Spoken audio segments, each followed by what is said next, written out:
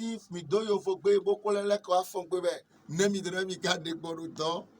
o ko le dai wa bo mi da don mi bro jire ko e ka bi mi o e do dada de ka fo wa ka yo le yo de te ka pataki sun glegbe ntanwe o wa wuye bi e dire nu ka yo le wuye bi bondo mi mo sun di attaque ita e to me no mi mo Samori Touré e la Joma bo mo Taka Zulu e a fi du sud do ere boka bene on mi mo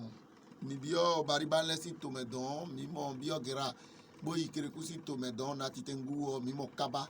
bo a gbo me ka me de o mi mo gbere anzi bon we o akpadire nu gbere anzi ton e ka de do koko be dran lo le yo we nu ko ton mi re wa gbadanu di bo don mi do glesi de da tiji lobo mo yo vole se to bo ye chawe bo na yi to sin dada gbere anzi wo kan un ka bo ikon me bo de ko do mi ka pe bi odo me gan deji le yo vole ja yo ko tu ko nu mi ku ipo gbere anzi do nu o Amazon ton le po to àwọn fun to ton le po do tu po bo nu e mi ge mi na so e o apa kan mi se bi bo wa pe mi do gogo lobo wa bo dran lo se to yo vole be do mi mo e do gan ho do po me mi na wa fi mi ku e lo blo gan ho atan ye do yi lo ka ten se ya gbere anzi on we trene te me blo de pe we ize akpadre ton do statue o dran lo bodo yo vo le ni note don bo nu mi do pre we de no ga oguti ko zen ya e po gudo mo àwọn fu to ton bi e do mi dire nu ka yo vo lo le ni mo ron ku da iwo àwọn be yo yewu yo vo le tite ngbero go ko fine so ko ye me a lo se ku ibude je han po do du po le ko igudo bo amodo me ja ko me ton gbagbe o me ro ku ogbe oje isiku ja ko ka chobo siku pe me owo yo yìtọ̀ ga oguti ri do àwọn mẹ́yọ ẹ̀pà yìí ọ̀gá oguti ri jẹ nùwé mẹ́rakọ́ ọdún tó fún àwọn ẹlẹ́yọ bí sánú yòfọlẹ́jì mẹ́rakọ́ kádò fòtún dé bẹ́ẹ̀ ọ̀dọ̀ kú bẹ́ẹ̀ dá afọrúkpó ẹ̀ fòtún ọdún gbọ́dọ̀ fòtún ẹ̀ wá kú wùnú fi kó dọ̀dọ̀ kó tsi dé fò mẹ́ta yìí wọ́n wu yòfọlẹ́ rù fi ẹ̀ sọ fi lọ́dọ̀ kú wùnú gbẹ̀gàn títí fòtún kú wà lóbo wu yòfọlẹ́ rù fi ẹ̀ kú wùnú ọdún ga oguti ri kílẹ̀ fòtún yòfọlẹ́ bẹ́ẹ̀ kọ́nu ẹ̀ ló wà lẹ́dọ̀ jìtàn lobo kɔmi yɔ dɔ jitɔn lobo tozo bo kɛ ntɔn tɔn fún àwọn alẹ bi lobo kɛ kple bɔn yovo lɛ wa lobo lɛ atɔ àwọn akagbɛ kan si yɔ yìí fún àwọn anẹ de fún dokpa ɛfun de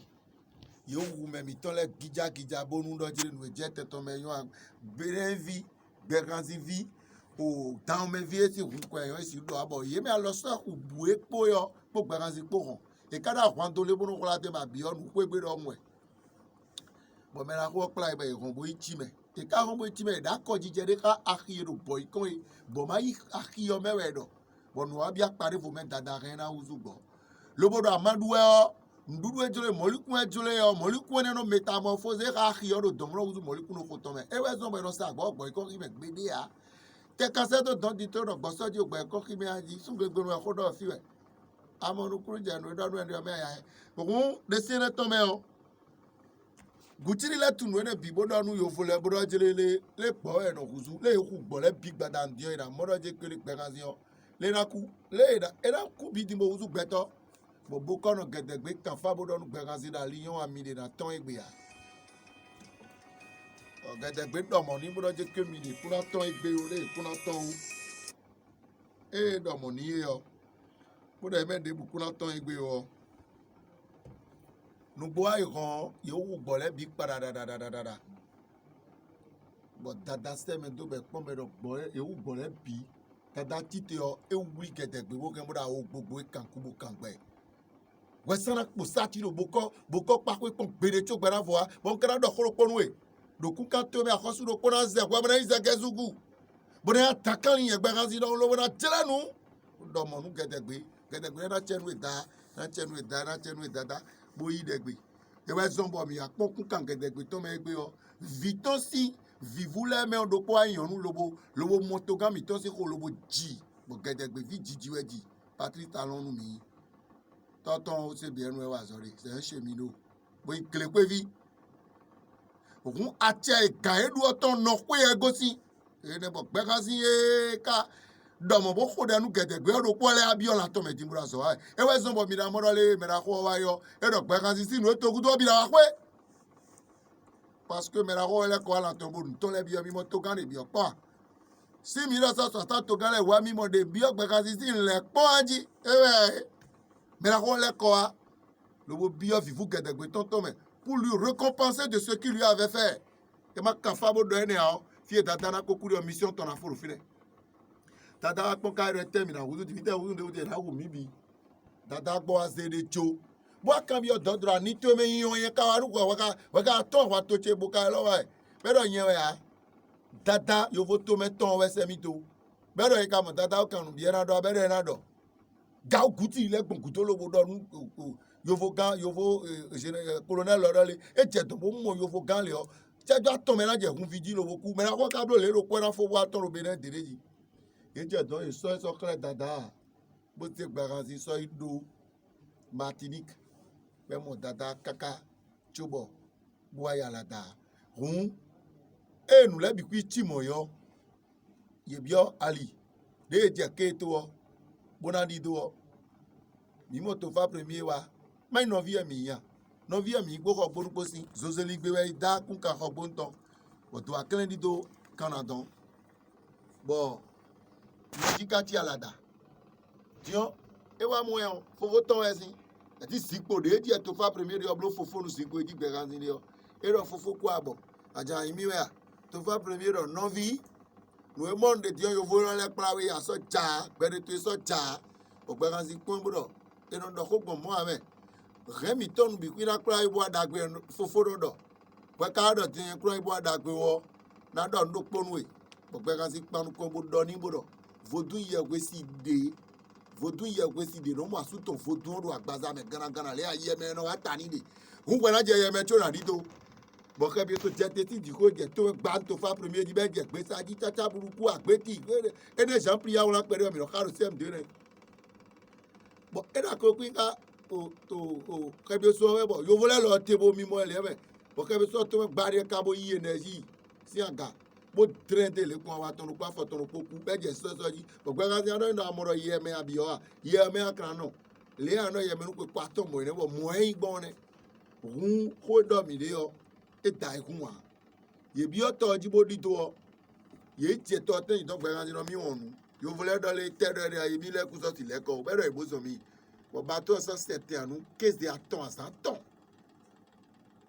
bɔn yɛrɛ yɛlɛ kɔ lé na yi adi bɛrɛ bò lɛ kɔ bò kpɔn ɔba tó sɛtɛ bɛ kplɛ wa wàáfu ɛnɛ yɔrɔ pɔ xoxo dɔ ekplɛ wa wàáfu kpé yɔ bɛ dzɛte bó yi fie eze nɔtɔ sɔgla tó bɔ mama nu yi diɔ yɛrɛ sa ya nu bena ze tó blo kan mɔnɔ na nkaba bó dɔ xɔ bɔ pɛgasisi nɔ ali dɔtɔ gosi agbada tɔ ma agbada dín dza yi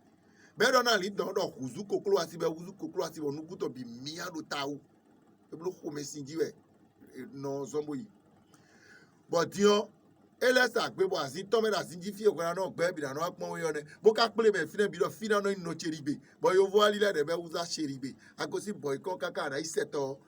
àràmọ̀tò ìrọ̀ ọ̀dàlẹ̀ ọ̀jì tán ká ìzù sí tọ́ kọ̀ntàn àmọ́ mi lọ kó dọ̀ndẹ̀ ọdún tó yà bọ̀ kaka jẹ gbé múra ìtò ọmọ ẹwàrà mọ kókó rà síjọ nukútọ bíi mìíràn tẹtẹtẹtẹ múra síjọ òfin kaka jẹ gbé ń gbẹ ká sí da ẹkún àsúnù kélégbé nu ẹ yìlẹfọ lẹkọọ bó pe ìgbé bó jẹ tọ tẹtí bẹrẹ ọlẹwọn ńdókpó bẹyìn nù gùdó tán yóò fẹlẹ rẹ wọlé yanu ya yédi kẹsì gbókpẹlẹ wa bẹ dínà lọdún bẹrẹ sí tó ọjì dàwọn bẹ sí tó ọjì bọdọ nù eyẹlẹ n'adzọ tó ẹ ndé yọ mísírà ló gbé kpọkpọ tso gbẹrẹ fọ wa òtú wọn kpó wọn kpó jìbì wọn kpó ɖeka gbé fi ɖe fu ọ ena ɖuɖo mi dzi kpɔn anɔ yɛmɛ bo nanɔ fɔ àwọn ɛnɛ xa mi lɔ gbema ɖo kpɔ mi tɔ kana kɛ xɔ vɛ wa ɖo ko ɖo kpɔ ɖo li fi wɔ mɛ ɖɔ ɖo nsunu wɔ gbema ɖo kpɔ nu mi ya asikui li fi ya mɛ ɖɔ lɛ ka asikui nsunu wa wọn na dɔ xɔ vɛ kpɔ li fi tɔ kpó bɔn mɛ ɖɔ lɛ na dɔ xɔ vɛ kpɔ ɖo sun tɔ kpó ebe ɖɔ gbema ɖo kpɔ vɛ kɛrɛ xɔ vɛ si ba ena xɔ mi ye ekɔ ɖi emi ɖe kaka dze egbe fi di bo dɔ mɔ bo dɔ den dɔ gbɔn ne ɖo mi zã mi lobo di do eka di do ọ nwa do nusɔbɔ do nuwu eyɔ nwa mɔdɔ dzre ke nyanɛ ọ yɛ wazɔ do tsesu kristi si lamɛ ọ ɛ wazɔ latɔmɛ ekɔn dɔ xɔ mi nɔ zetɔ do mɔnde na tɛ fia do kava mɛ ma tu nuba la ifɔ asukpɔ tɛ fia mɛ do ko dɔ yɛ n'ɔxɔ mu kɛnɛ dɔ yɛ bɔn dɔnu mi bɔ dzre kɔn dakpe to mɛ ọ mi blo synchron lɛtɔ mɔdɔ dze jésus yɔ blo joie pour l'humanité joy for us bɔn jésus yɔ wekui nu kɔtɔ bɛ bo do blo jésus yɔ blo si ewe mi do dɔ yovo gbeme da yi bɛ ka dzi do jude si to kpɔn la mɛ lɛ blo si bɔdzɔ bɛ eka et même le baptême de Jean-Baptiste et blogi même le baptême de Judas si torto et le blogi et Jacob pour Jérusalem et le blogi mais vous y en a Judas et le blogi mais va gagner encore et un béanzin et blobé B au câble bénédiction J au câble choix bénédiction mais bénédiction si un peuple béni rou mimo B béanzin on est boka mo dire que le to mais Jordan da o me da boka béné gbe rou mi le mo B boka do blo je que do data krele si file me on bino yiwe no blo baptême nous mais bino yere conséquence no baka mi bo jago me bo cambio un bino yiwe Jean-Baptiste et le blo B alliance e ka do ka boy ko sa khio e boy ko le blo shooter si to to nou e le blo B boka jakuku gbe yo e ku do blida e le blo B arrête bon dion e ka blo B ro fino viton wani lo e avocat nous quand on me gbe diton jakuku e ku do bordeaux e le blo B ahosu jokiza mi kali le jokiza no yovo camera eterno in roi jokiza mi na le blo le roi balai et le blo B pour conclusion mais Jésus Christ ko to apostle iton le ko e biblo wa ton but dada e ka to agbo me ko adaro sa ko biblo wa ton c'est 13 roi le biblo wa ton but Jésus de sou ko apostle le ko blo 13 but Judas ton le ton bo be si ji jokiza lo ton le te bo be si be e when don mi brole to Jésus na bi Jérusalem o do mi dele o njoro ba juro mbo mi kra kemi da cruz ji lo boku ba wana no to mi kaka igbegbe na fo igreja chesi tito tikra no to mi to me no bo edi da tito bisi Israel bo se ado Rome do Italy le dogbon bo kara kwa me mi na no kai igbegbe na fo no bo kaka je gbe egon me wuro Palestine Israel gbede a ikro du da kwa nu kan a ewe ndo de gbe kasi lo dogbon fio bob de na wa lo kere ku gbenu bo na ito asin atito epe a ku ya mi po me le ko kala nu be vovo mi ka di do be gbelu lo to me ndo sokro wa mi roje pave mi na dua kere ku wa ero bi golotie me ya iwa ero sanje mi na dua talon wa ero yero nu gba kere kete nu bi le yan deji ewe ndo ekusi to gan le wo ekun kare si to fi le wo do nu to gba kan si to do nu gba we bon wa kam yo maudo dio na mi na blogbon maudo chowa mi na si ku mo vivo o le 10 décembre mena ku oku do Algérie do blida do 1906 ku mi na dia za ene mena no flin do kukuton mi moi be ra chômé hein mi moi bon dio nu mi blo mo lo nu do na yi e be son bo e kudo malele si tome do malele no do gbe po u ga me bi so solidaire sociable ku nu mi tun we yin yo ene nu do na yi nu do nu mi hon ko che ngbe donc do le tome fi do podon le que mi au ballon contre Togo mi na o 2-1 bon mi o 2-1 bon wa do dion de mi na blo gbogbo ikupo e na blo le bon mayo na ile le o me de kan de ben mi a e be so mo ndo ku ba so kan ballon ko bi o mi ndo fi o nyala ku di je suis très inspiré je suis encore trop sévère ku de ndo ko che dion e jo mi o di ballon do won mi le hon igbe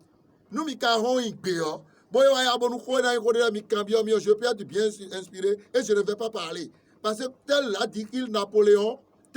Napoléon, le secret parle à celui qui l'écoute. Donc le secret ne va pas vous parler, vous allez banaliser et me poser encore des questions sur d'autres secrets. Nous, des secrets étant bon, banaliser, on s'en dirait de devoir, quand on dirait de dire. Je suis un prophète émérite, le dernier prophète planétaire. Bon, quand nous comptons le protocole, nous te voyons dans tous les. Je vous en remercie. Ok, merci beaucoup Beno parce que le temps nous presse ici, c'est tout ce que vous avez